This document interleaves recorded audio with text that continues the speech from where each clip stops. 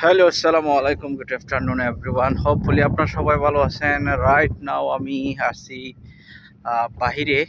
বাসা থেকে বের হয়েছি এই সুন্দর বিকালবেলা একটু উপভোগ করার জন্য। তো আপনাদেরকেও চিন্তা করছি একটু শেয়ার করব এই সুন্দর একটা জায়গা, চারদিকে পাহাড় ঘেরা। আপনারা দেখতে পাচ্ছেন আমি পাহাড়ের খুব কাছাকাছি, তেমন বেশি দূরে না, হয়তো আপনারা ক্যামেরায় বুঝতে পারছেন কিনা আমি জানি না। এটা একটা সুন্দর নৌকা। যেহেতু এই জায়গাতে বেশিরভাগ আরবিরা মাছ ধরে, এদের মাছের ব্যবসায় বেশি। পূর্ববর্তী সময় থেকে তারা মাছ ধরে আসতেছে, তাদের ঐতিহ্যকে এরা সংরক্ষিত করে রেখেছে। ছোট্ট ছোট্ট কয়েকটা বিল্ডিং দেখতে পাচ্ছেন পাহাড়ের নিচে।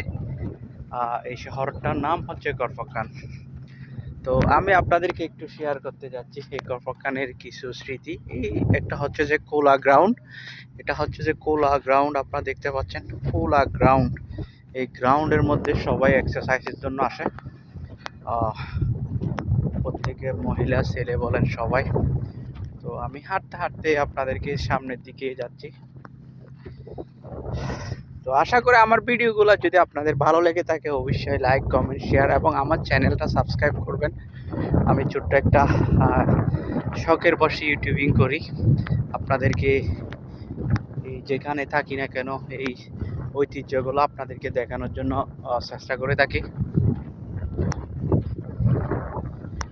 আসলে মরু দেশের মধ্যে এই ধরনের ন্যাচারাল এগুলো দেখা আসলে খুব একটা ডিফিকাল্ট, যেহেতু মরু দেশের মধ্যে তেমন বেশি গাছপালাও নেই আমাদের দেশের মতো। যেমন সাউথ এশিয়ার মধ্যে ইন্ডিয়া, পাকিস্তান বলেন, বাংলাদেশ বলেন, নেপাল বলেন, শ্রীলঙ্কা বলেন, ওই জায়গাতে বেশিরভাগ গাছ। এই জায়গাতে তেমন কোনো গাছ আপনি দেখতে পাবেন না। এই জন্য যেখানে একটু সবুজ ঘেরা আছে, সবুজ আছে, ওই জায়গার মধ্যে মানুষ বেশি ভ্রমণ করতে আসে। বিশেষ করে এই জায়গাগুলোতে আপনার শীতকালের সময় সব জায়গা থেকে মানুষরা ঘুরতে আসে, এবং ওয়ার্ল্ডের বিভিন্ন দেশ থেকে, আপনার ইউএসএ থেকে, কানাডা থেকে শুরু করে। আমি বেসিক্যালি যেহেতু আমার কাজটা হচ্ছে ট্যুরিস্ট গাইড হিসাবে আমি কাজ করে থাকি, তো আমি বিভিন্ন জায়গায় ভ্রমণ করি। এই হিসাবে আমার সাথে অনেক মানুষের সাথে কথা হয় বা ডিলিং হয়, এটা তো আপনারা বুঝতে পারছেন। তো সবাই একটু শান্তির জন্য, একটু প্রপারলি ব্রেথটা নেওয়ার জন্য এই জায়গাতে আসে। অর্থাৎ দুবাইও আমি প্রায় 5 বছর ছিলাম। দুবাইয়ে আপনি বড় বড় বিল্ডিং দেখতে পারবেন, খুব সুন্দর সুন্দর বিল্ডিং দেখতে পারবেন, কিন্তু এই ধরনের ন্যাচারাল এগুলো আপনারা দেখতে পাবেন না। এটা হচ্ছে যে সৌর প্যানেল, আপনারা দেখতে পাচ্ছেন এই জায়গাটা হচ্ছে যে সৌর প্যানেল। এখন চালু আছে কিনা আমি জানি না, এমনি অনেক দিন ধরে দেখতেছি এখানে সৌর প্যানেলটা। আমার সামনে যেটা দেখতে পাচ্ছেন আপনারা, এটা হচ্ছে যে পুলিশ পাড়ি, নৌ পুলিশ পাড়ি। এখানে আপনার চেকিং হয়, আর বুট এবং বিভিন্ন মাছ ধরার বুট যখন সমুদ্রতে যায়। এখানে একটা জিনিস আপনাদেরকে আমি শেয়ার করতে চাই।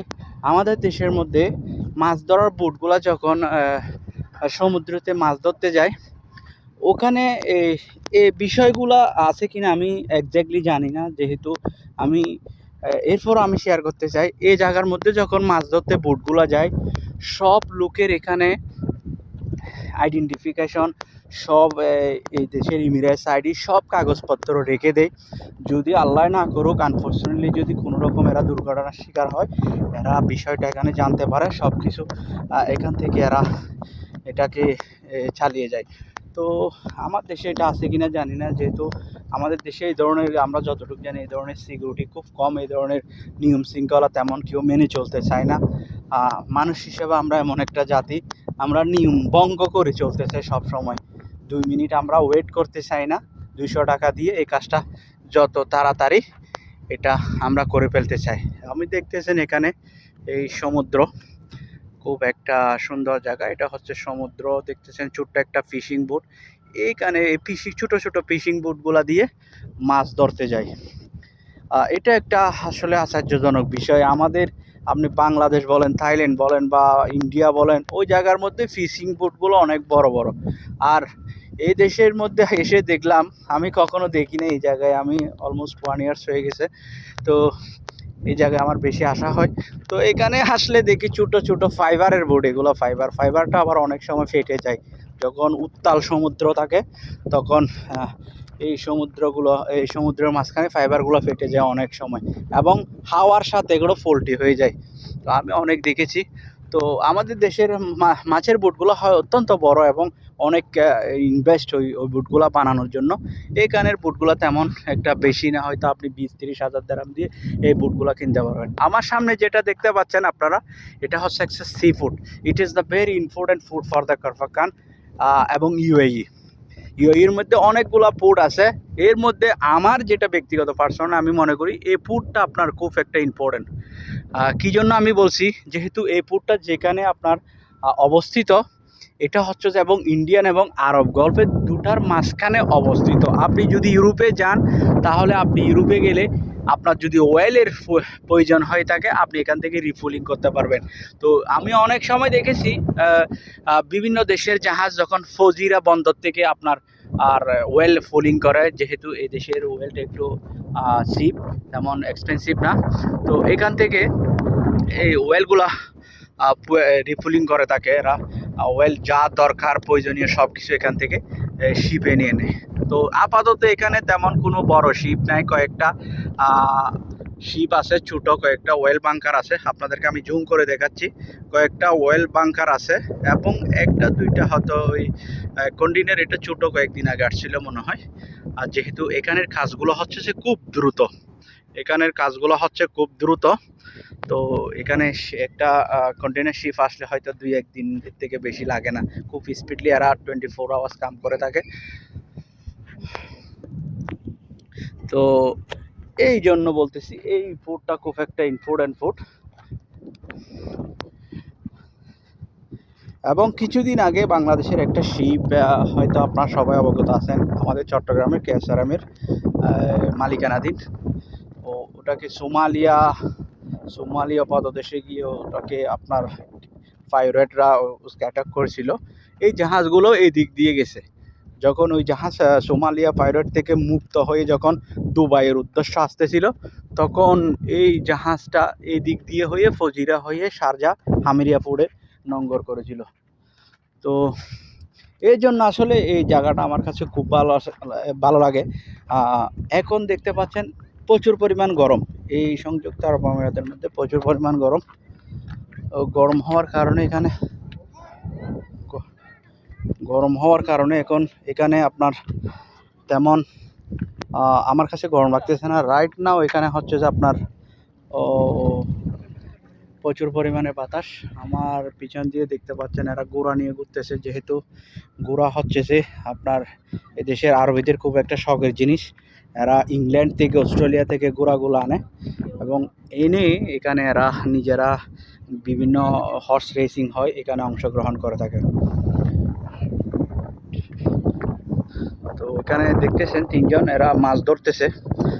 আপনি এখানে কোনো দ্বিধা বিভক্তি ছাড়া মাছ ধরতে পারবেন, যেহেতু এই জায়গাতে তেমন কোনো নিষেধাজ্ঞা নেই মাছ ধরার জন্য। এবং এই সমুদ্রগুলোতে প্রচুর পরিমাণে মাছ পাওয়া যায়।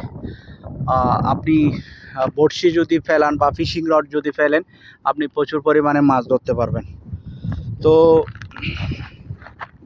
একটা দেখতেছেন, এটা হচ্ছে যে পোর্ট অথরিটির টাগ বোট, যেটা পাইলটরা গিয়ে শিপকে রিসিভ করে নিয়ে আসে যথাযথ নিরাপত্তা দিয়ে।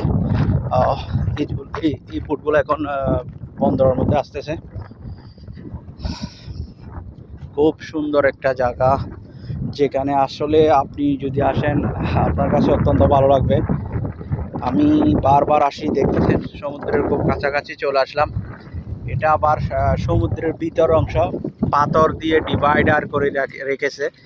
এখানে বিশেষত এই আপনার ছোট ছোট বিভিন্ন বোটগুলো এখানে, ফিশিং বোটগুলো এখানে নোঙর করে রাখা হয়। খুব সুন্দর একটা জায়গা।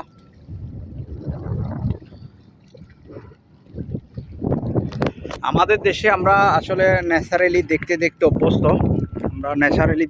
অভ্যস্ত, যেহেতু আমাদের দেশটা সবুজে ঘেরা, সবুজে ভরপুর। আল্লাহ পাক আমাদের দেশকে সবুজে ভরপুর করে দিয়েছেন, কিন্তু এই দেশে সবুজটা তেমন দেখা যায় না। প্রকৃতির খুঁজে আপনি আসলে মানুষ পাগল হয়ে যায় এই দেশে।